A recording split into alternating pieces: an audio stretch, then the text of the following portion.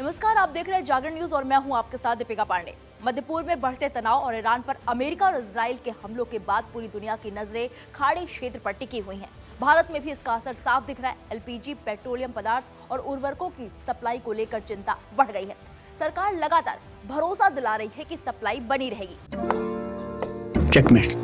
चिंटू जी, आप घोड़े भी अच्छे दौड़ाते हो। To good. थर्मोकूल कूलर, सिर्फ ठंडी हवा बाहर नहीं आएगी, आपका बड़प्पन भी बाहर आएगा। थर्मोकूल, इंडिया का नया अंदाज।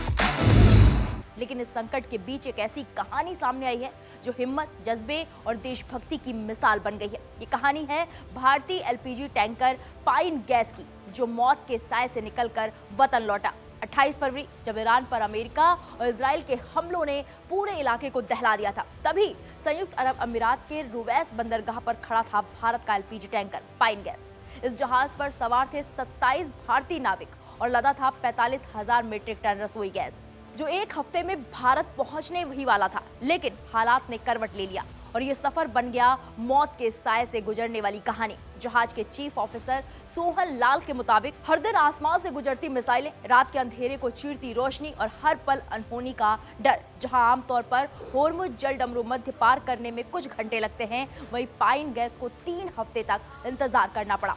11 मार्च को निकलना था, लेकिन इजाजत मिली 23 मार्च को। जब आखिरकार आगे बढ़ने की मंजूरी मिली तो रास्ता भी सामान्य नहीं था।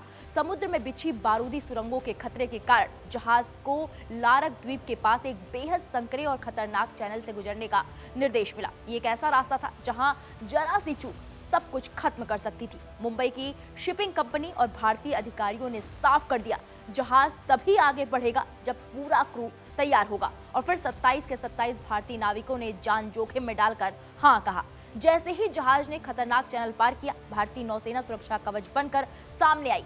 4 युद्धपोतों ने ओमान की खाड़ी से लेकर अरब सागर तक करीब 20 घंटे तक पाइन गैस को सुरक्षित एक्सपोर्ट किया। अब बात कर लेते हैं कि भारत के लिए ये मिशन अहम क्यों था। ये सिर्फ एक जहाज नहीं था, ये था करोड़ों घरों की रसोई का सहारा।